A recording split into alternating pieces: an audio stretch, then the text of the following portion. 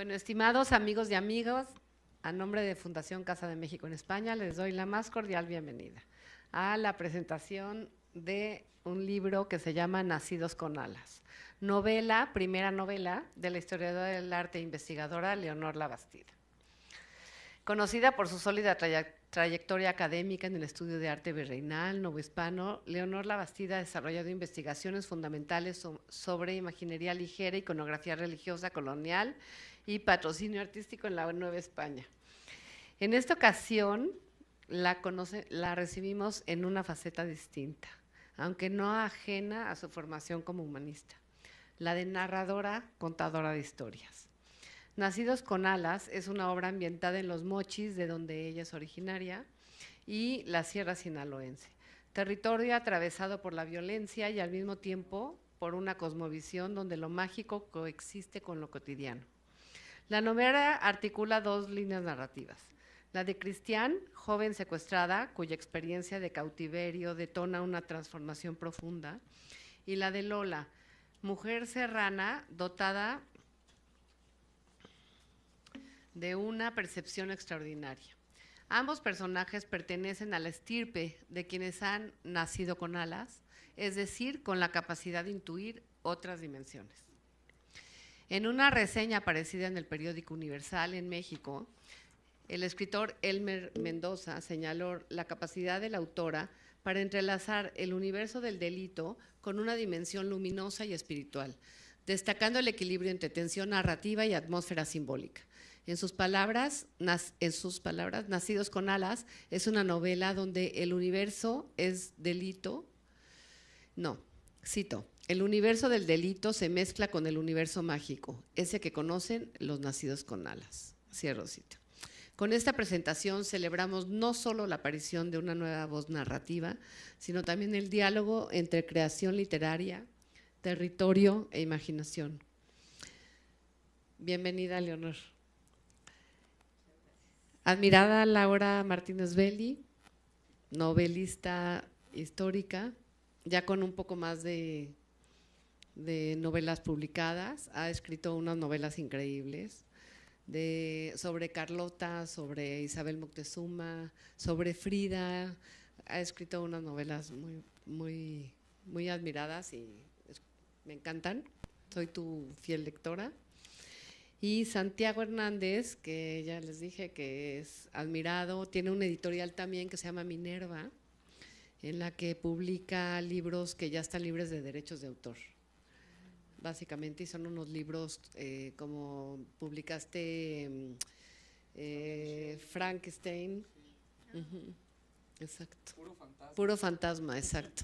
Entonces, bueno, aquí se juntan los fantasmas del pasado con el presente, y sean ustedes todos bienvenidos. Los dejo en manos de estos dos escritores, dos escritoras, y tú también escribes, seguro. Bueno, bienvenidos a todos y disfruten esta conversación.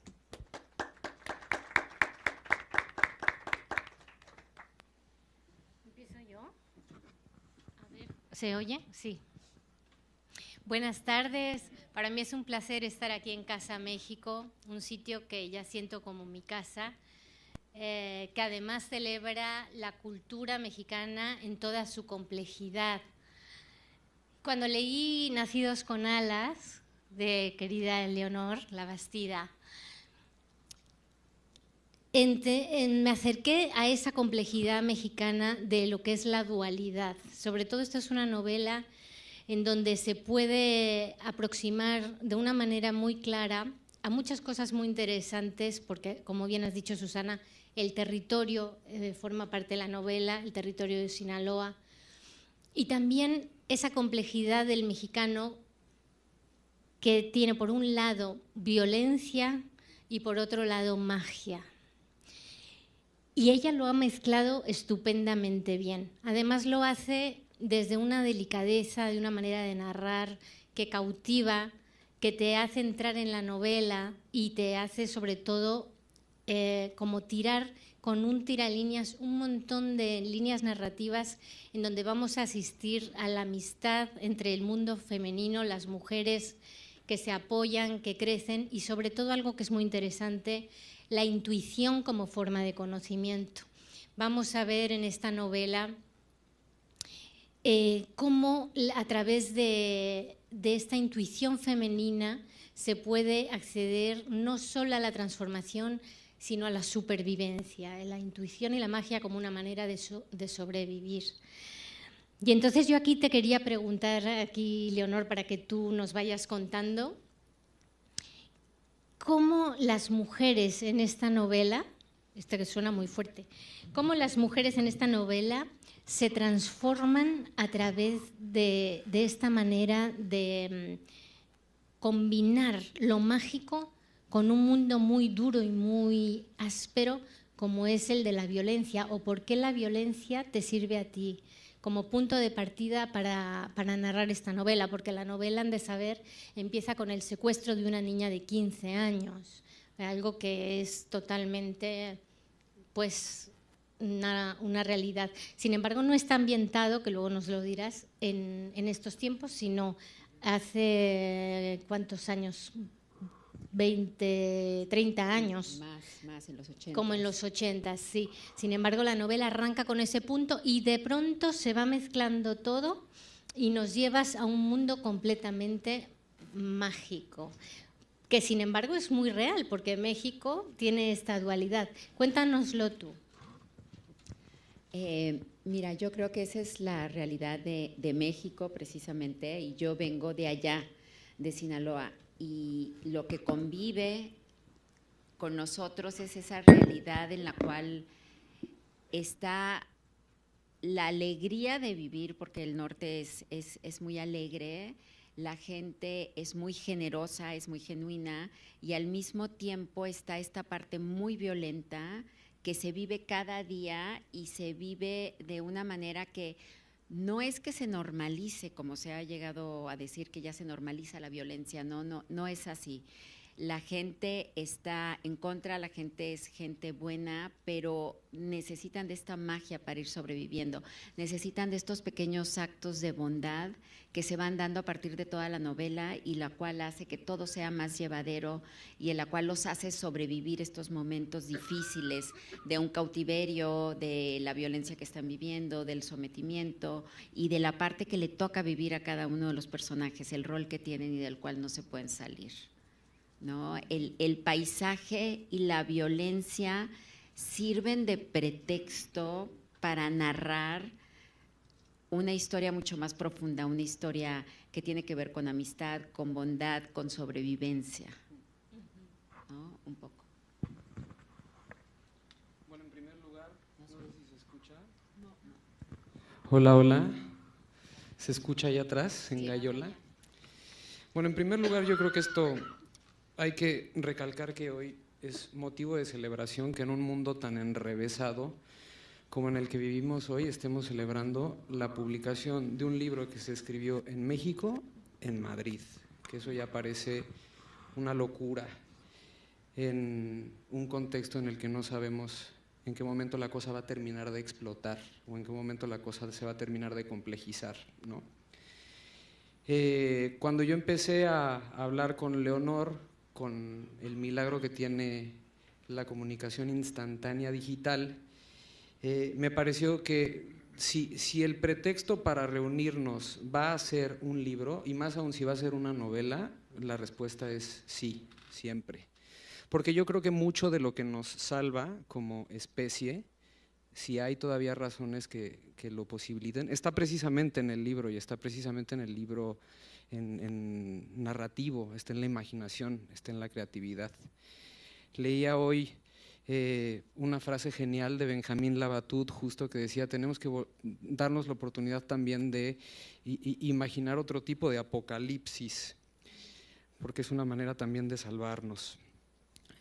Entonces, un poco recuperando esto de lo que estamos empezando a hablar, no deja de ser peculiar la manera que tiene el arte y la manera que tiene el arte contemporáneo y sobre todo el literario, insisto, en México, de hilvanar de qué manera se incluye la violencia en el hilo que conduce a la historia.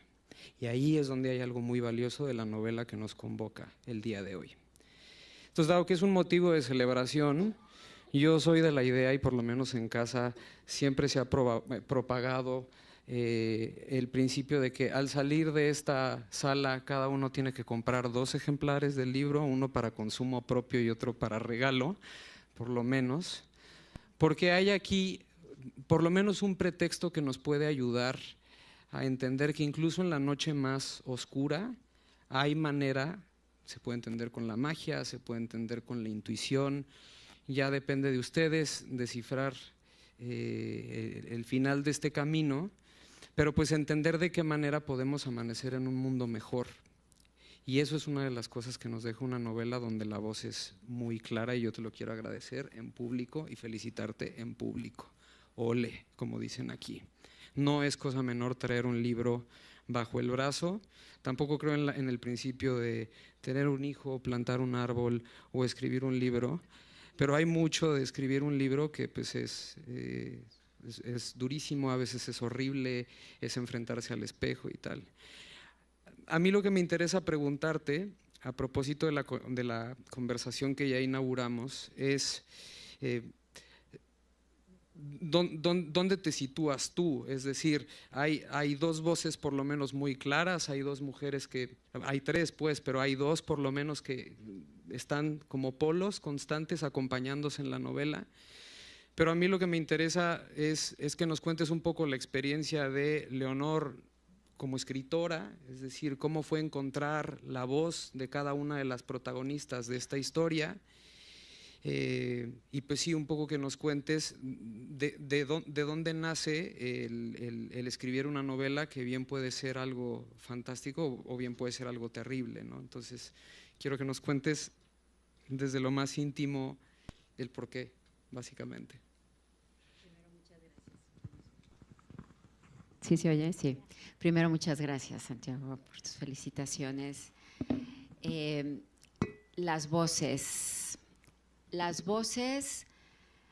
corresponden a 2 niñas de 2 ámbitos completamente distintos y parte de una serie de eventos que sucedieron a lo largo de la República Mexicana, y lo llevo la historia mucho más atrás, me voy hacia los 80s, porque no estamos hablando de uno de los secuestros que estamos viendo a partir del 2000, 2010, que surgen estos personajes terroríficos y el mochaorejas y etcétera. No, en estos momentos alrededor de 1990 suceden secuestros de cierta manera amables, eran terribles obviamente, pero de cierta manera amables porque los regresaban sin estar traumatizados, golpeados, y eran gente muy profesional que iban por el dinero. Iban por mucho dinero, estaban financiando quién sabe qué, se estaban dando muchísimas cosas en México. Y sí había este auge de los seguros en México porque comenzaban estos secuestros, pero la gente los regresaban. Precisamente platicábamos el caso de un niñito que se habían llevado de 2 años y medio, se lo llevan de su casa secuestrado, se tardan 4 meses en regresarlo, y era la época en que yo tenía niños chiquitos. Entonces, para mí el pensar que ese niño lo podían desaparecer y nunca iba a saber nada, y sobre todo que podía continuar vivo, teniendo una vida sin saber nunca quién fue y de dónde venía, eran hechos que me marcaban mucho. Entonces fue ponerme en el lugar de una niña secuestrada a esa edad, porque también he tenido como muchos comentarios al respecto de que cómo es posible que la niña no estuviera más desesperada. Pero cuando nos situamos en los 80s, en los cuales no existían los celulares, en los cuales la vida llevaba otro ritmo completamente, si uno salía de su país, de su ciudad, el comunicarte de vuelta a casa, existían las llamadas por cobrar, eran solo teléfonos fijos, la comunicación era muy distinta a lo que estamos viviendo hoy en día. Entonces fue recuperar un poco el ritmo de lo que se vivía en los 80s, cómo se entendía la vida en aquel momento. No había esa locura de estar avisando todo el tiempo en dónde estabas, con quién estabas, cuando llegabas, cuando salías, era completamente distinto. Y las dos niñas de las cuales estoy hablando, una de 15 años y otra más grande, tienen voces distintas, porque una, a pesar de que es de una ciudad muy chica, que es Los Mochis, no lo digo exactamente, pero ahí estoy situando los hechos, y la otra es una muchacha de 18 años en la sierra, y en un contexto de sierra boscoso, de la Sierra Madre de Chihuahua.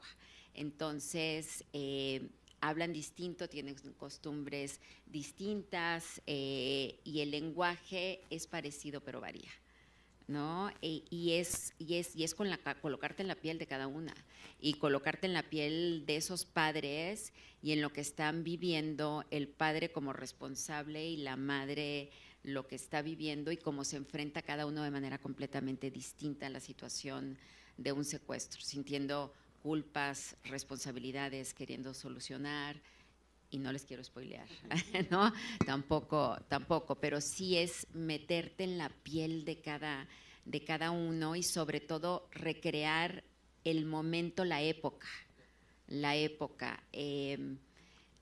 los sistemas que hay de comunicación, las palabras, que hay muchas palabras que ahora utilizamos que en aquel entonces no existían para nada, no había un buey como se hablan ahora en México para todo, había muchísimas palabras. No en el desierto que tenemos todos en la cabeza con los cactus por las películas y las películas de narcos y todo eso, sino en una sierra que para mí era desconocida porque yo nunca he estado ahí, y reconozco que tú nos llevas ahí maravillosamente bien. Yo tengo una pregunta, y es con respecto al título, o más bien una inquietud. Nacidos con alas, ¿no? Para ti, son dos preguntas. ¿Qué son esas alas en la novela y cuáles son tus alas? Ahí tienes. Sí. Gracias. Anda, exacto. La primera es más fácil. La primera se refiere precisamente a como un linaje o tribu de mujeres que tienen una visión mucho más profunda, y en alguna parte trato como de explicar un poco más allá y de decir, son aquellas que cuando susurran hablan cerca de Dios, o están tan cerca de Dios que son escuchadas. Y por esta razón, muchas veces metafóricamente estoy tratando de meterlas en un viaje en el cual se elevan y llegan a diferentes sitios, o se elevan y son capaces de estar viendo otros sitios, estar presentes a la vez en dos lugares, y tener esta capacidad de ver y de hacer que las cosas sucedan, ¿no? Ahora, con respecto a mis alas, esa es una respuesta, digamos que están naciendo. Wow. Las estoy desplegando y vamos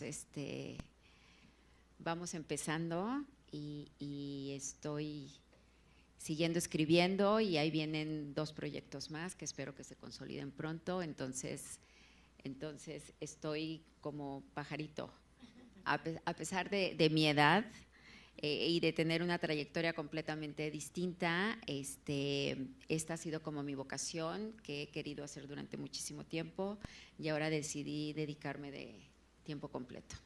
Qué maravilla. Sí, qué envidia. Bueno, me imagino que… ¿Se oye ahí? Me imagino que muchas de ustedes y muchos de ustedes habrán escuchado, ahora todo el mundo está hablando de Javier Cercas por el 23F y por Anatomía de un Instante, y con justificada razón, por supuesto. Yo pocas veces también me he enfrentado como a un aparato novelesco tan peculiar como ese. Pero bueno, el caso es que ayer Cercas decía algo muy interesante, que decía, el Quijote es la novela que nos regaló la libertad, porque el jumento de Sancho se puede perder en cualquier momento y no pasa nada, porque es una novela donde caben todas las historias, es la primer novela en ese sentido canónico. Y la novela perfecta, él decía que era Madame Bovary, ¿no? Es la geometría. decía Cercas, y me parece muy atinada la alegoría. Desde hace muchos años, en mi caso quizá con Temporada de Huracanes, de Fernanda Melchor, hay una amplia ya tradición literaria mexicana que de alguna manera utiliza toda esta oscuridad en la que pues evidentemente hay un leitmotiv en el narcotráfico y en el que pues evidentemente hay una manifestación muy clara de Belcebú, del horror, de lo peor a lo que puede aspirar el ser, pero que no propiamente se centra en eso, sino que es un camino muy particular para llegar a tres cosas que a mí me parecen fascinantes cuando se está frente a algo como lo que nos convoca, insisto, que es lo bello, lo bueno y lo verdadero. Todo este preámbulo a mí me viene a la mente porque cuando nos reunimos para celebrar la presentación de un libro, yo inevitablemente también, cuando estoy en el público, me gusta preguntar mucho si se puede saber por el método que hay detrás para llegar a este tipo de artefactos, ¿no? Entonces, aunque fue una pregunta paradigmática en la FIL de Guadalajara, que ya sabemos qué fue lo que sucedió, a mí sí me interesa preguntarte cuáles han sido esos libros de cabecera que han estado en tu manera de entender la literatura, cuál es tu relación con la literatura. Y si tú en todo esto notas que Nacidos con Alas se inscribe, por así decirlo, en un mapa literario mexicano, ¿dónde es que tú reconoces tu libro? Es decir, ¿dónde lo ves a posteriori? Con esto que estamos hablando y con este primer bocado a propósito de tu novela, yo te haría esas dos preguntas. ¿Cómo fue ese primer momento con la literatura, esos libros que te hicieron lectora antes que escritora? Y luego, ¿dónde es que sitúas a tu novela en el mapa de la literatura de nuestro país? Mira, yo me centraría en novela latinoamericana, ¿no? O sea, Juan Rulfo fue de los primeros que leí y que me fascinaron desde muy, muy joven, ¿no? Yo creo que los cuentos me acompañaron toda la preparatoria, universidad, o sea, Juan Rulfo es alguien al que he regresado recurrentemente.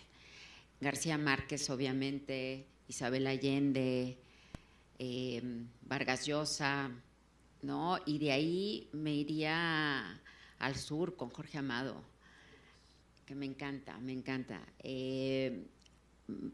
Hablando de literatura latinoamérica, yo creo que básicamente tenemos de sobra con esos. Son libros a los cuales recurro y que no solo he leído como casi todo de ellos, no puedo decir que todo, pero que además he releído. Hay novelas que he releído de todos ellos, ¿no? No una, sino dos o tres. Entonces se te van quedando dentro del imaginario y de cómo te vas explicando la vida y cómo vas entendiendo el mundo a partir de su manera de describirlo, de cómo narran y cómo se explican, y entonces empiezas tú a entender desde otra perspectiva lo que estás viendo, lo que estás viviendo y cómo entiendes tú tu experiencia de vida. Y no sabría cómo responder dónde va a quedar mi novela. Espero que quede como la peor de las que escriba. Wow, fantástico. No se me ocurre otra cosa. La ambición. Tengo la vaga ambición, dice Víctor Hugo. Sí, aplaudan. Digan que sí, esa es la respuesta. Bueno, yo quisiera hablar del cuidado, ¿vale? Porque en esta novela partimos de un hecho violento, que es el secuestro, como se ha mencionado, pero de pronto la novela se desplaza hacia las relaciones de cuidado. Las mujeres que están custodiando a Cristian en la novela, de pronto se desdibuja la línea entre el cautiverio y pasa a ser una historia en donde las mujeres cuidan a esta niña y ella en determinado punto también las cuida a ellas. Entonces creo que es una novela, como he dicho al principio, en donde está muy bien balanceada la violencia con la compasión. Creo que se siente mucho cosa que parece en un principio antagónica, ¿no? La compasión y el secuestro. ¿Tú crees que México respeta este balance, se cumple? ¿Cómo dirías tú? ¿O qué sensaciones te inspiraron a ti para encontrar este equilibrio en tu novela, en tu primera peor novela? Yo no sé si hoy en día haya un balance, creo que no lo hay en ninguna parte del mundo, ¿no? Hemos perdido este balance. Yo por mi parte creo, y es algo que he meditado muchísimo, cuando hablan los antropólogos o cuando vemos las teorías de Darwin y que siempre están hablando de la ley del más fuerte, a mí me parece que es realmente al contrario. Yo creo que el éxito de la humanidad, del ser humano como ser humano, ha sido la cooperación. O sea, lo vemos desde los primeros tiempos, desde las cavernas, cómo hay esqueletos que han sobrevivido con heridas terribles y que han sanado y son individuos que han llegado a viejos, y la única razón por la cual han llegado a viejos ha sido por el cuidado que han tenido las gentes a su alrededor por mantenerlos. Entonces esto no nos habla de individuos que estaban simplemente dedicados a sobrevivir, así como vemos arte desde los primeros momentos en que hay fuego y que el hombre es hombre, también vemos que hay cuidados con el ser humano. Yo creo que más bien la cooperación, el cuidado, la amabilidad, la bondad, estos detalles de bondad de unos con otros son los que realmente hacen a la humanidad fuerte y es lo que nos han hecho sobrevivir como especie y nos has hecho sobrepoblarnos de la manera como nos hemos sobrepoblado, y que ahora estamos como en esta pecera en que somos demasiados y es cuando estos momentos en los cuales se desborda la violencia. Necesitamos volver a ese balance, y creo que en mis personajes lo que estoy buscando es esos destellos de bondad que los hacen regresar a ser humanos. Sí, exactamente. Es una novela sobre la esperanza, dirías. Dirías que sí. Sí, completamente. Yo tengo una pregunta para el público. ¿Cuántos de aquí somos de México? Ok. Casi todos. Gracias a todos por estar aquí. Muchas gracias. Vale. A ver, no sé si les ha pasado, no sé cuántas de ustedes o cuántos de ustedes viven aquí en Madrid. Ok, vale. Yo lo pregunto porque yo llevo 8 años, que es el momento desde que conozco justo a Susana, y prácticamente pues lo que lleva palpitando esta casa viviendo en Madrid. Y sí se siente distinto escuchar el jarabe tapatío en Chamberí. Y sí se siente distinto leer a Rulfo en Callao. Y sí se siente jodido que la salsa no pique. Sí es verdaderamente una tragedia. Y es una experiencia… Ya no pica en México, claro. Bueno, esto vuelve a lo que estamos hablando, o sea, se ha homogenizado un poco la experiencia del mundo, ¿vale? Entonces, yo creo que de alguna u otra manera, para calmar la morriña, la saudade, o eso que la filosofía estética llama el síndrome del jamaicón, uno recorre y recurre sobre todo a ciertos aparatos y a ciertas cosas que nos hacen de alguna manera no sentirnos propiamente en México, pero sí que sangre, que pique, ¿no? Frente a lo que estamos, porque es una manera también de reconocernos. Yo desde hace algún tiempo, por ejemplo, me gusta que cuando leo a Borges procuro meterle acento argentino, cuando leo a Cervantes procuro que sí caiga con esa cadencia. Entonces, todo esto me viene a la mente porque desde el primer tiempo de la novela, desde el primer momento, jugando un poco con las palabras, también me da un poco la impresión de que es una novela sobre el descubrimiento, es decir, se saben que están en un plano distinto, las protagonistas de la novela, hay una dimensión que comparten sin saberse, hay una dimensión que comparten sin conocerse todavía.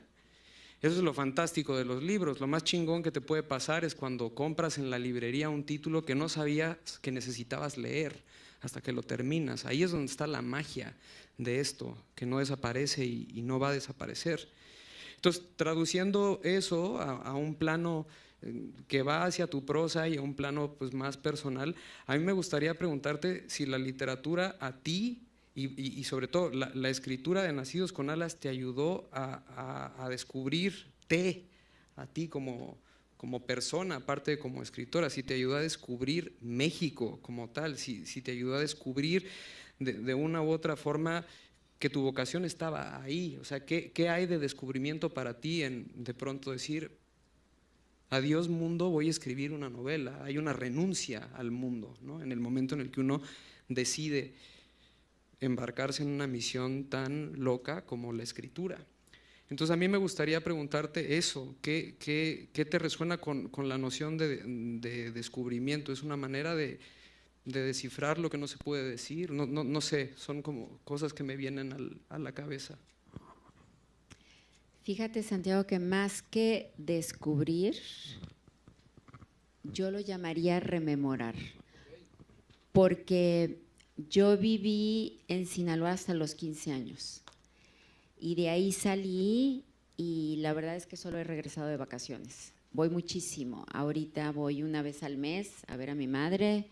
Antes que mi padre estuvo enfermo iba una vez al mes, igual durante 5 años. Mis hermanos están allá, mis amigos, voy muchísimo. Pero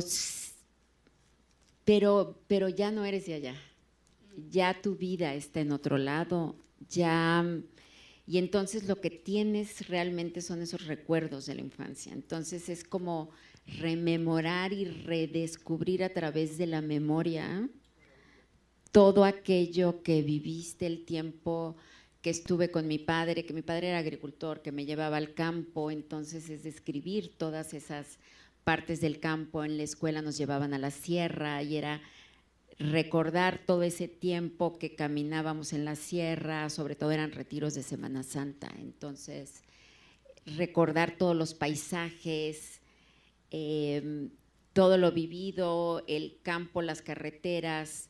Ahora que voy, sigo yendo al campo con mi hermano y entonces es ver las carreteras rurales, las batangas que describo, cómo se están moviendo, sacando la verdura del campo, y que en aquel entonces era distinto a como es ahora. Antes había empaques, ahora empacan, o sea, ya es un proceso mucho más ágil ahora de cómo era antes y de cómo los movían.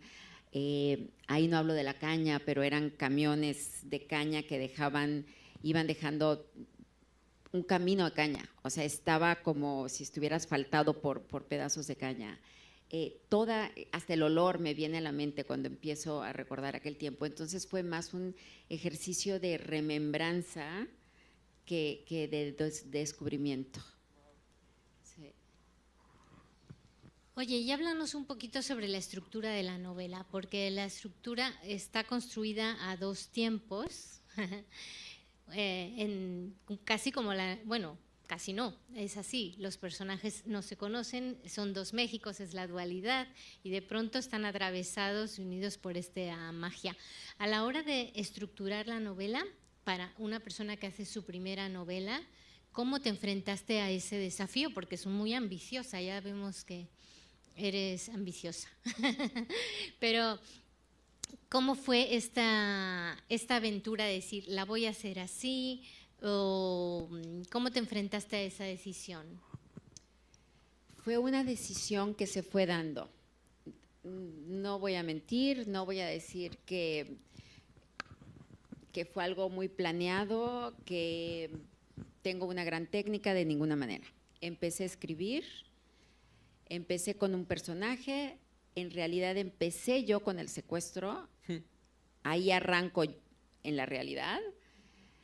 Y luego cuando surge el segundo personaje, empiezo a escribir uno y el otro en paralelo y empiezo a ver qué está sucediendo. y cuando iba como a la mitad de la novela me di cuenta que se estaba dando de manera intuitiva. Y entonces lo empecé a ordenar así, con ese ritmo. Pero el ritmo empezó a surgir por sí mismo, ¿no? Se empezó a mover solo los personajes de una a otra, al otro lugar. Son 3 sitios en los cuales se va moviendo. Pero al principio fue absolutamente intuitivo y luego me percaté de que eso estaba sucediendo con el ritmo de la novela y entonces fue que ya lo empecé a ordenar así y empezó a terminar justo donde se había quedado la primera parte del otro y de ahí vuelve a arrancar y luego retoma desde la primera parte y se va entretejiendo y se va haciendo como un vaivén, ¿no? La novela va y viene entre estos 3 espacios que parece que se fueran a tocar, pero no se tocan.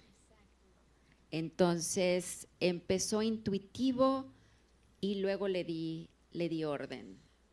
Qué locura. Sí. Inevitablemente me hace pensar, por ejemplo, todo mundo habla de la Madeleine de Proust, ¿no? Pero en realidad la Madeleine está en la página 80 o 90 y en realidad de eso propiamente no va el tiempo perdido, o sea, es un chute y es una cosa que provoca tantas cosas, pero normalmente quien te está hablando de la Madeleine de Proust es probablemente alguien que no haya terminado de leer justificadamente la novela. Aquí pasa un poco lo mismo con el secuestro, es muy buena prueba de lectura, por cierto, si se lo regalan a alguien y solo te habla del secuestro, pues sabrás que esa persona a la que se lo regalaste leyó hasta la 5ª página, entonces no confíen en esa persona de ahora en adelante.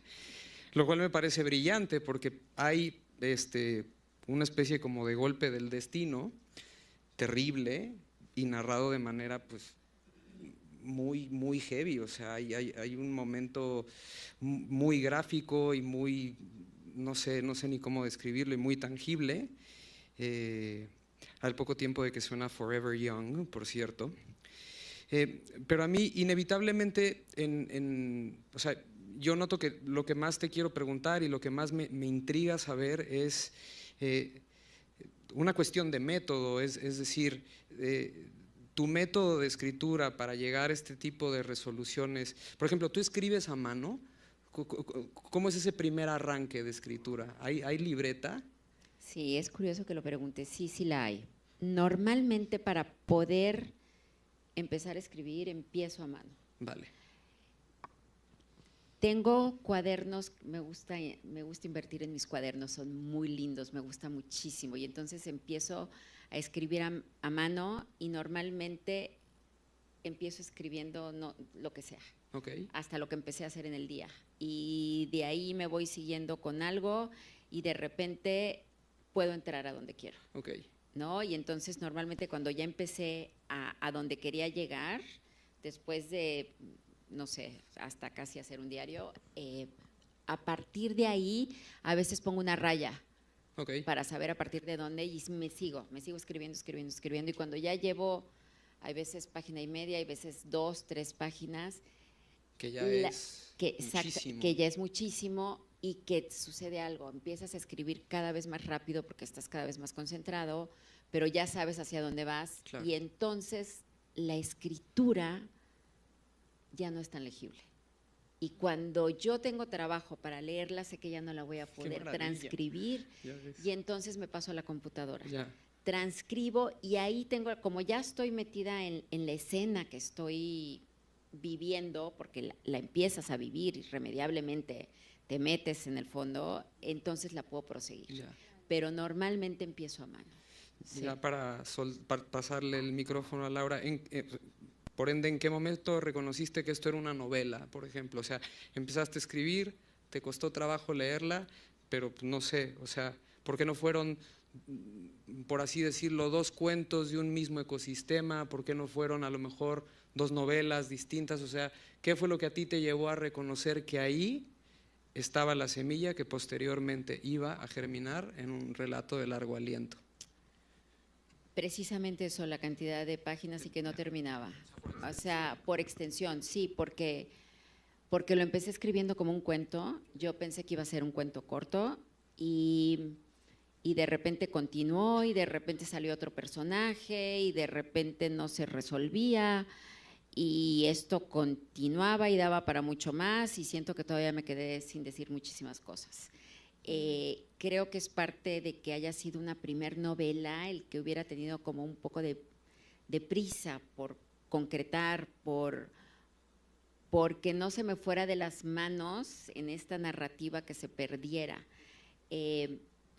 Quizá por inseguridad quedó un poco más corta de lo que quizá debió de haber quedado, porque es cierto, por ser mi primer novela, si algo hay que yo disfrute es, por ejemplo, leer a García Márquez. No sé si han leído un cuento de García Márquez, que es una belleza, de un ángel, que se llama Un viejo con las alas rotas. Sí, sí, El viejo de las alas. Es una maravilla y la historia es la cosa más sencilla que se puedan imaginar. Trata de que aparece un viejo que lo arrastra el mar en un pueblo pesquero con las alas rotas y es un viejo decrépito. Sí. Y entonces no saben qué hacer con él y los meten en el gallinero con las gallinas. Y a partir de ahí es toda la narración que no está sucediendo gran cosa.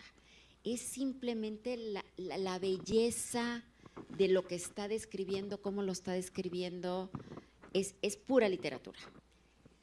Y yo fue al contrario, fue miedo de no tener la capacidad de lograr eso y de estarme perdiendo en narrar sin sentido. Entonces traté de acortar y traté de llegar, ¿no? Y por eso, pero sí, la intención era un cuento, pero siguió y se convirtió en novela. No, pero no te preocupes por eso, porque lo bueno si breve, 2 veces bueno, ¿no? Claro. Dice el refrán. Y yo creo que justamente esa contención que dices que sentías te ha permitido escribir una novela que tiene muchos dardos de precisión. O sea, los tirabas donde sabías que tenías que tirarlos y no divagabas, que eso se agradece muchísimo. Es una novela también muy sensorial y yo te quería preguntar, ¿qué onda con las tortillas de harina, no? Porque el olor de las tortillas de harina es el vínculo que junta estas dos mujeres al principio. Pero independientemente, ¿cuántos olores? ¿Tú eres una persona muy olfativa, dirías? Poco, sí, un poco bastante. Sí. Porque yo creo que la novela es una delicia. Realmente los olores, todo huele, se siente. Y has utilizado el olor como un punto de conexión ahí. ¿Cómo eres a la hora de, o lo haces conscientemente o es algo que es intuición? Yo creo que hay mucha intuición, pero puede ser que también. ¿Has reflexionado al respecto o no? Sí, porque me lo han preguntado. Me lo han preguntado y yo les digo que hay cosas con las que uno crece. Y en mi casa, en casa de mis padres, se hacían tortillas de harina 3 veces a la semana en las tardes. Y es más… y eso es muy norteño, perdón que te interrumpa, sí. ¿No? La tortilla de harina, porque pensaríamos que en México tortilla de maíz, ¿no? Pero en el norte es verdad que es la de harina de trigo, ¿se entiende? ¿No? Y las casas huelen como si fuera una panadería, pero de tortillas de harina. Es completamente distinto. Y era, y sigue siendo, una ciudad tan segura que a nosotros nos sacaban en las tardes a jugar y nos cerraban la puerta para que no ensuciáramos las casas. Entonces, había casas que sabíamos que estaban haciendo tortillas de harina. Nos poníamos patines, corríamos por las calles, era una colonia chiquita, salían todos los niños a jugar, estábamos en el parque, pero podíamos identificar dónde estaban haciendo tortillas de harina por el olor. Y nos metíamos y a todos nos regalaban una tortilla de harina que hacíamos burrito y nos salíamos a la calle felices comiendo nuestra tortilla. Y en mi casa se hacían 2, 3 veces a la semana, torteaban y hacían las tortillas y toda la casa se inundaba del olor de tortillas de harina. Entonces para mí es algo como muy querido, muy característico, y si algo hay en mi casa en México son tortillas de harina que traigo de mi tierra y las congelo y las tengo listas porque nunca he logrado que me salga una tortilla de harina. Entonces… Infancia es destino, totalmente. Oigan, una pregunta, ¿alguien de aquí escribe? ¿Narrativa? ¿Escribes narrativa? Cuentos. Ah, es verdad, claro. ¿Alguien más? Vale. Yo lo que te quería preguntar es, o sea, yo cada vez me noto como más, por así decirlo, morboso, con la idea de escuchar entrevistas o escuchar podcasts de los escritores y las escritoras a las que admiro. Ayer salió un comentario muy paradigmático, por cierto, de Rosalía sobre Pablo Picasso con Mariana Enríquez, que vale mucho la pena escucharlo. Es un podcast de Spotify. Se llama Conversando con. Se reunieron las dos genias en Buenos Aires, tuvieron una conversación deliciosa. Sin embargo, hay un momento en el que Rosalía dice un comentario del que vale la pena debatir sobre Pablo Picasso. Muy interesante. Muy, muy heavy, muy, muy heavy. Pero pues inevitablemente cuando se conoce al autor, o en este caso a la autora, pocas veces pasa que te cae bien, cosa que pasa contigo, y que se genera amistad y sobre todo cartografía de lecturas. Pero a mí lo que me interesa saber es precisamente la otra cara del espejo, es decir, hay una parte en la que cuando uno se sumerge en algo tan complicado como la escritura, como se dice, cuando uno pone los pies donde quema la arena, hay muchas ocasiones en las que uno también está imaginando que hay alguien del otro lado, que vale la pena escribir porque va a haber o existe una especie de interlocutor. ¿Tú en algún momento también te imaginaste, independientemente de que hayas tenido lectores y lectoras de confianza una vez que ya existiese el manuscrito ilegible que se tradujo a legible, ¿tú en algún momento te imaginaste a un lector o a una lectora del otro lado? Y en segundo tiempo de mi pregunta, esto ya no te pertenece como lo hablamos, esto ya es de quien lo lee, esto ya lo hace suyo el que se acerca a la prosa, al corazón del libro, por ende esto ya es vuestro. Entonces también me gustaría preguntarte cómo ha sido tu relación con el lector y con la lectora una vez que esto dejó de ser tuyo. Mira, yo creo que es como un hijo que le tratas de dar alas para que vuele, lo sueltas y se va. No puedes hacer nada con lo que la gente opine, bueno, malo o regular. Todo el mundo tiene opiniones al respecto. Hay gente que he recibido llamadas que les ha servido como para identificar sentimientos, identificar cosas que les ha servido para cosas que yo jamás me hubiera imaginado. Hay gente que me ha llamado y me ha dicho, a mí no me parece verosímil que esta niña no se haya dado de topes en la pared y no la haya pasado llorando y gritando. Cada quien va a tener su opinión al respecto, ¿no? Yo para mí, uno se va poniendo a veces en la piel del personaje, pero con otras características completamente distintas, ¿no? O sea, ninguno de los personajes soy yo, obviamente, pero te vas poniendo en los sentimientos, en la piel, en los zapatos, y muchas veces hasta tratas de entender y te sirve para entender, ¿no? Hay una parte donde uno de los secuestradores está viviendo algo donde yo ahí me detuve a preguntarme de dónde venía esa rabia, y entonces lo tuve que explicar. Y entonces me voy atrás y digo, claro, él reacciona de esta manera porque a él le sucedió esto, él era de esta manera. Entonces muchas veces tú mismo como escritor estás tratando de entender por qué tu personaje reacciona de la manera que reacciona. Entonces cada uno de ellos tiene una manera de ser, porque sí tiene una historia detrás, aunque no esté ahí, o donde apenas se esboce. No sé si me voy a entender, pero cada uno tiene sus zapatos por los que ha caminado. ¿Y cuál fue, dirías tú, de las escenas más difíciles para escribir en este libro? La desesperación del padre. La desesperación del padre fue, yo creo que, de lo más difícil, porque tocaba con sentimientos que me llegaban con esta desesperación de es muy fácil cuando a ti te suceden las cosas y es muy difícil cuando le suceden a alguien que tú quieres. Entonces, cuando estás en el lugar de que le suceda a un ser querido y tú estás en el sitio del que sufre el no saber, y eso me pasa mucho cuando he hablado y he leído sobre madres buscadoras, el no saber, la incertidumbre es lo que vuelve loca a la gente, ¿no? La niña secuestrada sabe en dónde está, sabe lo que le está sucediendo, está contenida.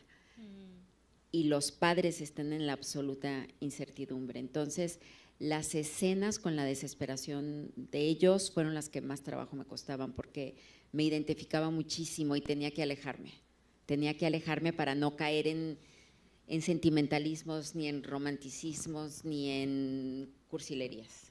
Es cierto, porque en la parte de la magia también te puedes un poco escudar anímicamente. Al final están pasando por un trance sobrenatural de algún modo que te acerca a Dios en tus propias palabras, ¿no? Mientras que ellos están en absoluta oscuridad, ¿no? Es cierto, es cierto.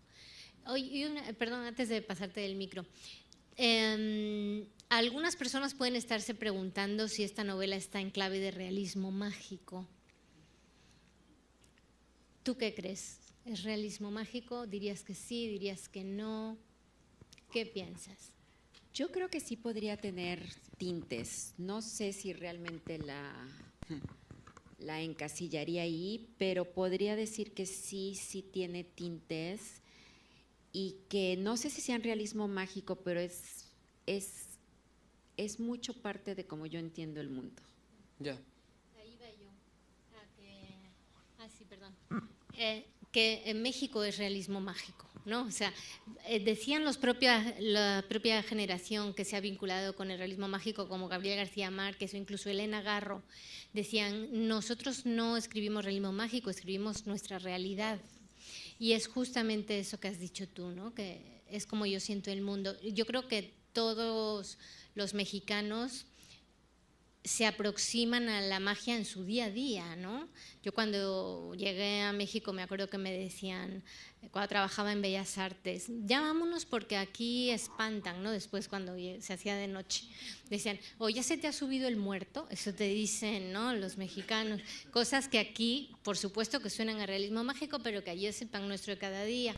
Entonces, yo creo que esa línea tan delgadita es lo que pervive a lo largo de toda tu novela. Pero ¿por qué dices que es tu realidad? Tú, por ejemplo, ¿tú crees en la sanación de las manos y esas cosas? Yo ni creo ni dejo de creer, pero yo no tengo esas cualidades, ni esas virtudes, ni esos dones, ni esos nada, pero a lo largo de mi vida he visto cosas que no sé explicar mucho más seguido de lo que, no sé, sería normal, para mí es normal, pero sí es una manera de percibir el mundo y de ver lo que está sucediendo alrededor y mil veces te quedas viendo y dices no sé qué vi. Claro. No, pero lo vi y ahí estaba y las cosas sucedieron de esta manera, me quieran creer o no, ¿no? Entonces, Sí, pues es un poco la virtud y la condena de ser de donde somos, ¿no? Surrealismo mágico a veces. Bueno, ustedes sabrán mejor la anécdota que yo, pero parafraseando, se acordarán que André Breton, el padre del surrealismo, se fue a vivir a Coyoacán y en Coyoacán encargó a un maestro laudero un escritorio y se lo dibujó, ¿no? Le dijo, necesito que sea de 4x3 y a las 2 semanas llegó el maestro y le trajo la mesa en 2D, o sea, como se la había dibujado Breton, y Breton le dijo, no, yo la necesito para trabajar. Y el carpintero le dijo, no, usted me la dibujó así, ahora me la paga. Y claro, Breton, padre del surrealismo, dijo, no hay, esto es la teoría y la práctica está aquí, en este país tan raro y tan fascinante, ¿no? Y surrealista, surrealismo mágico. Hay dos cosas que me parecen muy locos, quizá ya para ir cerrando y abrir. Aprovechemos que está aquí la escritora, por favor. Pero bueno, a propósito de lo que dices de ponerse un poco en los pies del del secuestrador, que me parece ya de por sí una frase fascinante en términos literarios y en términos reales. Hace poco tuve la fortuna de tomar clase con la editora Paz Olivares y leímos Lolita. ¿Alguien de aquí ha leído Lolita? Vale, es muy heavy. Es en serio muy fuerte. Y evidentemente éramos un grupo como de 30 personas, esto fue en el Círculo de Bellas Artes de Madrid, se leyó con vocación y con rigor y tal, y fue, o sea, hubo reacciones de asco. Cuando tú lees Lolita, sientes asco, o sea, no te lo puedes creer. Y Paz, con una sensibilidad generosa y con una mirada de quien ama los libros, como las personas que estamos aquí reunidas un martes por la tarde, nos tranquilizó diciéndonos, porque claro, el debate era si merece o no la pena poner los pies ahí, si merece o no la pena jugársela y decir, vale, yo quiero desde el escritorio pensar cuál es la inquietud de este cerdo o de este secuestrador. Y Paz decía, quizá es la única manera que tenemos para ponernos los lentes de una persona que ve el mundo de esa manera. Y es una manera de entender el mundo y de entender el horror. Y frente a esa razón, permítanme que lo diga, pero vale la pena leerlo, por lo menos, con el sosiego que eso merece. Entonces, dado que hay ciertos episodios que convocan a eso, como el que estamos narrando, pues no me deja de parecer muy heavy que te hayas tenido que, sí, situar ahí. Y en esa lógica, yo nada más insisto para cerrar, inevitablemente por una cuestión personal, me gustaría preguntarte, ¿cuándo se reconoce que se ha llegado al final? Es decir, esto puede dar para tanta conversación y esto puede dar para tanto, pero en tu experiencia y a la manera en la que pues ya llevabas largo rato navegando la novela, ¿cuándo es que tú, no sé si te apareció, si lo reconociste, si tuviste una epifanía, si fue más bien en una sobremesa, pero ¿dónde reconoce uno que se acabó lo que se daba? ¿Sabes qué? El final llega solo cuando ves el cambio en ella. ¿No? Tienes un personaje principal que va evolucionando, que va descubriendo su vocación, que se da cuenta, no se los quiero spoilear, pero o sea, es un poco contarte, no les voy a contar el final, pero evoluciona y se da cuenta de que tiene lo que le querían mostrar, y en ese momento es cuando empieza a cerrar y empieza a hacer maletas para acabar con la novela. Y entonces me regresé a escribir el principio, ¿no? Porque o sea, empieza la novela antes del secuestro, unos instantes antes del secuestro. Entonces dije, no puede empezar, no puedo abrir boca con eso. Entonces, al cerrar, me regresé porque quería además hacer un movimiento circular y quería que empezara y terminara en el mismo sitio donde había empezado. Entonces, regreso a los personajes, a cada uno donde empezaron, básicamente. Y quien tiene que seguir el camino, sigue el camino, y quien tiene que regresarse y cerrar el círculo, lo cierra. Sí. Es una novela muy bonita. Les invito a que la lean, a que compren dos, como dice Santiago. Uno para ustedes y otro para regalar. Y ¿tenemos tiempo para preguntas? ¿Cómo vamos de tiempo? ¿Sí? ¿Sí? ¿Alguien quiere hacerle una pregunta a Leonor? Ahí. Espera. Ahí te van a dar un micrófono.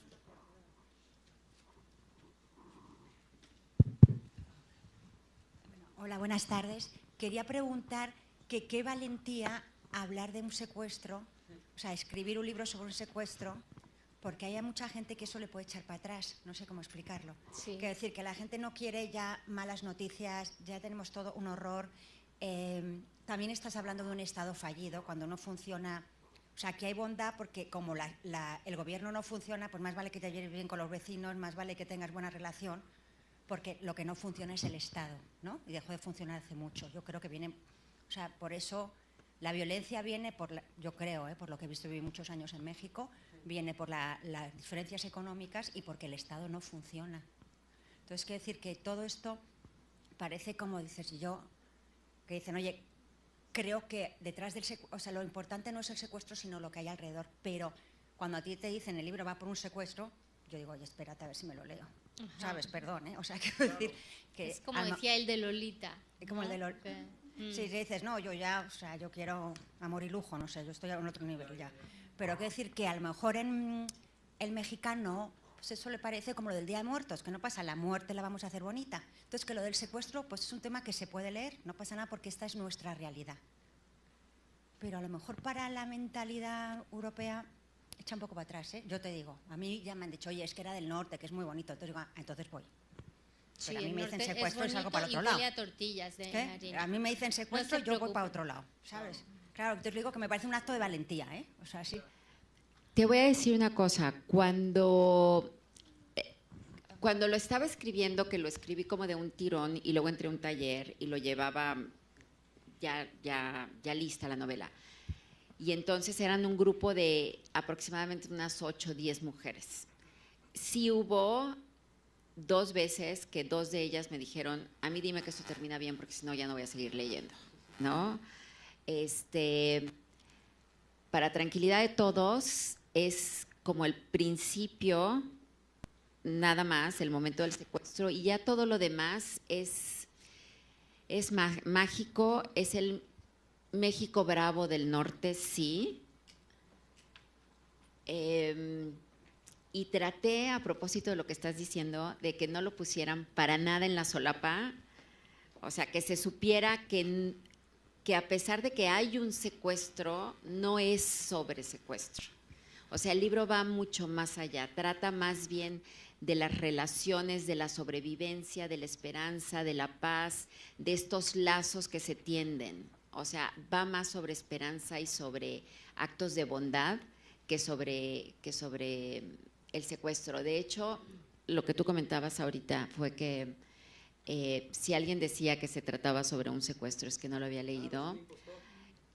Me pasó con un editor que dijo que lo había leído y lo primero que dijo fue esa frase, ahorita no estamos interesados en temas de secuestro. Y yo dije, ¿cómo? O sea, es lo de menos el secuestro es como parte del paisaje. Realmente la novela es muchas otras cosas. Sí, y por eso tuve mucho cuidado que no lo pusieran como dándole la importancia en la solapa, porque si no la gente se espanta y no, es un libro que te da esperanza, más que darte miedo, te da esperanza. O al menos eso quise transmitir. Sí, porque yo lo que siento cuando yo leí la novela también es eso, ¿no? Que arrancas y dices, uy, un secuestro. Pero luego te das cuenta de que la novela va de otra cosa. Va más bien de un acontecimiento traumático que te empuja hacia zonas de ti misma que no sabías que tenías. De eso va, ¿no? Es un X-Men, ¿no? ¿Se acuerdan que en los X-Men tenían que pasar un elemento traumático para descubrir sus poderes? Pues más o menos, nada más que aterrizado. Esa es muy buena descripción, Sí, no sí. lo había pensado de esa manera. Es un mutante. Sí. Va de mutantes. Sí. ¿Alguna pregunta más? ¿Algún comentario más? ¿Tenemos tiempo para otra cosita? Ahí al fondo, sí. Hola a todos. Yo nada más compartirles que soy amiga de Leonor y felicidades, Minonis. Gracias. Y leí el libro y evidentemente cuando supe que era del tema de un secuestro, quiero que sepan que soy la más miedosa del mundo mundial. Entonces, no, pero a lo que yo voy, si dices, pues lo leo, no lo leo, pero aprendí mucho más del libro, de lo malo que me pudo haber dejado la palabra, porque yo creo que todos, en medio de un mundo tan extraño, por decirlo así, estamos secuestrados de una u otra manera de diferentes cosas. Entonces, al final del día ya como que hice hasta paso un poco con la palabra. O sea, el secuestro puede estar yo secuestrada por mi marido. ¿Sí me explico? Que no es así. Pero a lo que yo voy sí es darle otra connotación completamente al libro y aprender de una experiencia no necesariamente mala, sino de una vivencia que hay veces que hasta me cuesta trabajo pensar que no existió. O sea, que es una novela, porque realmente te puedes ver como que muchas veces identificada. Entonces, sí se los recomiendo muchísimo. Gracias, mi Lupita, Nonis. gracias. Bueno, y ¿qué consejo le darías para la gente que está queriendo escribir su primera novela? Ya para cerrar. Hijo, que empiecen a escribir y que continúen escribiendo, y que fue un poco lo que me sucedió a mí. Empecé a escribir y con el tiempo vas tomando ritmo, va tomando forma y es después que lo puedes ordenar muchas veces. Cuando no tienes como los estudios y este aparato crítico que te haga hacer la arquitectura previa, los planos siempre puedes adecuarlo después cuando tienes algo que decir, ¿saben qué? Cuando tienen una buena historia que contar, cuando quieren contar algo, se trata de contar algo, porque es lo que hacemos todos, contar y queremos que nos cuenten. Eso hacemos cuando nos sentamos enfrente de la televisión, eso hacemos cuando estamos en las sobremesas, contar historia, contar lo que nos pasó día a día. Y eso es lo que te lleva, ¿no? A contar historias, te lleva a crear una buena historia o un buen atado de historias que se convierten en una novela. Entonces, no importa que no tengan la manera en un inicio de hacerlo, si le empiezan a escribir van a lograr concretarlo, pero necesitan escribirlo. Bueno, pues yo creo que con esta maravillosa reflexión y un gran consejo además, despedimos a Leonor Labastida. No sé si quieres decir algo, Santiago. No, felicidades. Totalmente. Gracias por estar aquí, a todas y a todos. Gracias a Casa de México. Insisto, nos reunimos un martes en la tarde a celebrar una novela que vale la pena leer. Hoy ganamos como personas. Entonces, bueno, enhorabuena y brindo por los muchos paisajes que te queda por narrar. Muchas felicidades. Felicidades, Leonor. No, yo quiero agradecerles, gracias, muchísimas gracias a todos por estar aquí, por estar presentes, Susana, a todos los que trabajaron aquí, José Ramón, a todos, Casa de México, muy, muy agradecida, los llevo a todos en el corazón, espero que les guste, espero que la lean y quienes quieran voy a firmar las novelas, los libros, aquí voy a estar. Gracias. Gracias.